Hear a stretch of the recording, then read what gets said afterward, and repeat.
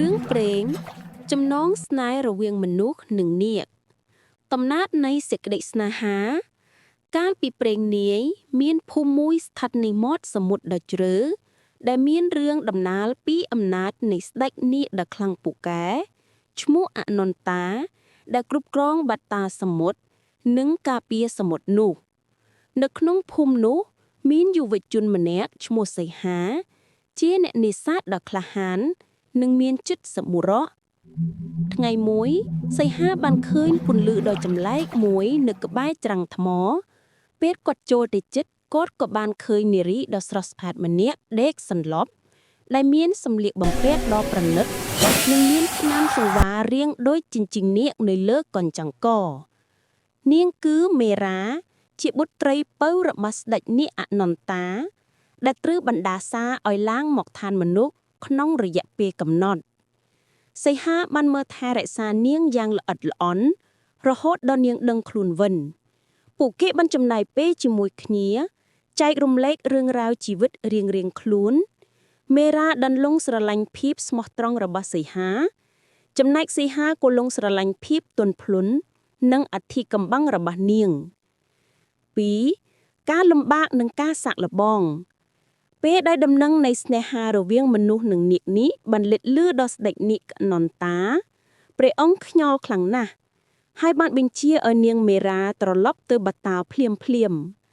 ស្ដេចនាគបានប្រាប់សីហាថាបើចង់បានកូនស្រីយើងឯងត្រូវតែឆ្លងកាត់ការសាក់លបងចំនួន3គឺ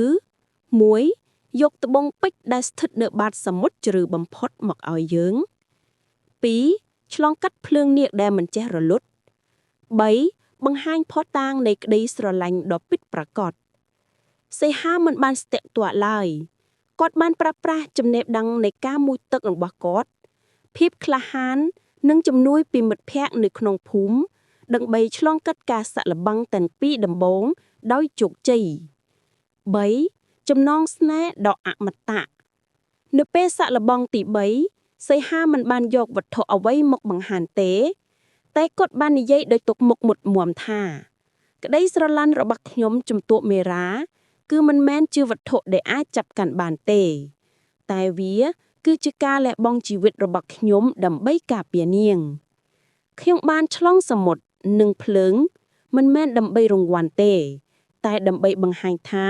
ជីវិតខ្ញុំគឺជានាងចំណងស្នេហ៍ដ៏អមតៈ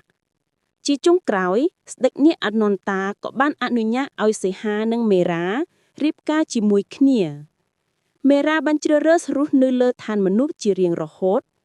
តែម្ដងនាងបានចុះទិសបាតាលដើម្បីជួបគ្រួសារ